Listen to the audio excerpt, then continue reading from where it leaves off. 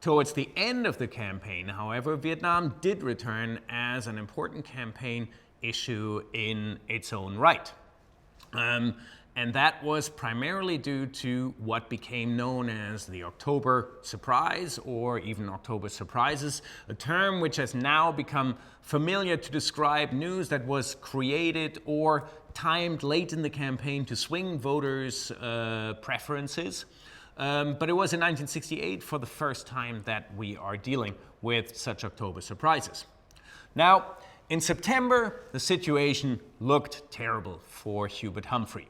He was squeezed between his liberalism being identified as part of the problem and unable to oppose the president's course on Vietnam. In Kentucky, for example, usually a staunch Democratic bastion, Hubert Humphrey was trailing the other two candidates with less than 20% of the prospective vote.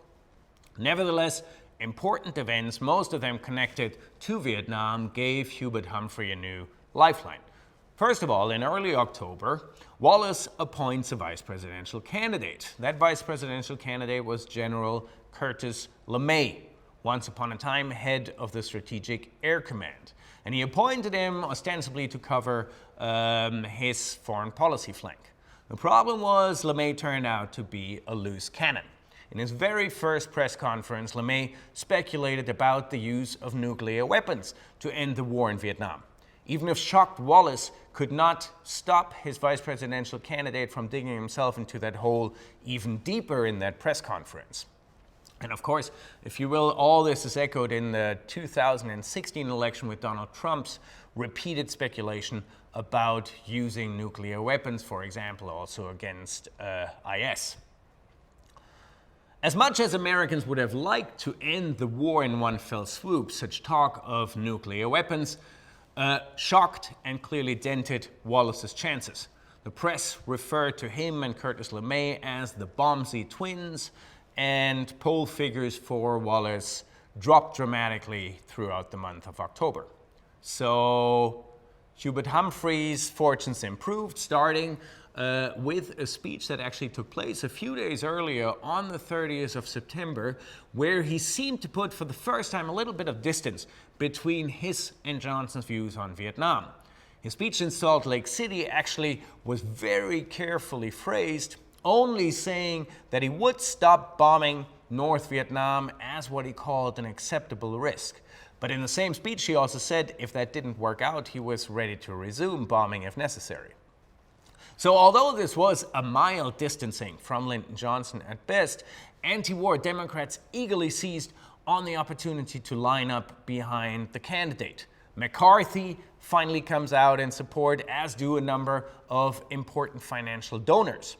And this was important for Hubert Humphrey as well, who had thus far been outspent almost 2-1 by Richard Nixon. But it is the two so-called October surprises that may ultimately have decided the 1968 election campaign.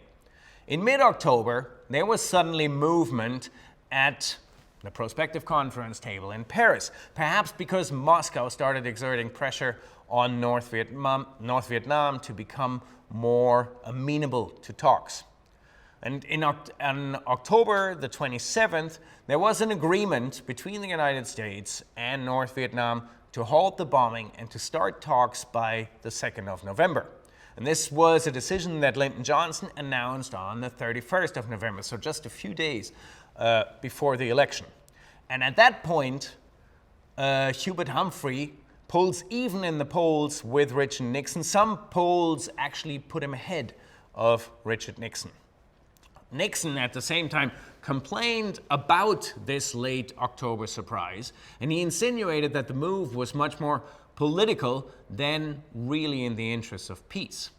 What was not known at the time that Johnson had actually privately informed Richard Nixon of the possibility of talks in mid-October, and at that point, Nixon had raised no objection.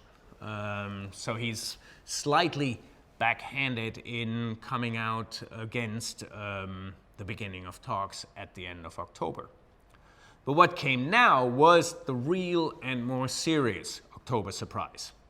Although there was now an agreement between the United States and North Vietnam to start talks. South Vietnam's President Nguyen Van Thieu had not been consulted. And that was, of course, necessary if the United States wanted to maintain the impression that South Vietnam was on board as well. And Thieu was not happy about the agreement, but in order to ensure that he would sabotage the upcoming peace talks, Nixon sends a confidant, Anna Chennault, a prominent anti-communist Chinese American, to the South Vietnamese embassy to emphasize that South Vietnam would have a better chance of survival if Nixon, not Humphrey, won the election. And that basically might have stiffened Thieu's backbone to withstand and to stall the negotiations, the beginning of negotiations in Paris. And President Johnson knew about it. The problem was his hands were tied because he had received the information through illegal wiretaps in the South Vietnamese embassy. Johnson confronted Nixon. Nixon denied his role, but subsequently documentary evidence has emerged that very probably linked Nixon to Chennault's embassy visits. Clark Clifford, Secretary of Defense, and the U.S. chief negotiator in Paris, Averell Harriman, were convinced that Saigon balked only because of Nixon's maneuvers. But at the same time, it is obvious that Thieu would have hoped for a better deal from Nixon, giving the man's much stronger anti-communist credentials. But what this episode demonstrated beyond a doubt was how the Vietnam War had stretched the American democratic system to the breaking point. Now, through the treasonous action of one presidential candidate who would, of course, have to resign because of the threat of impeachment 6 years later in the wake of the Watergate scandal.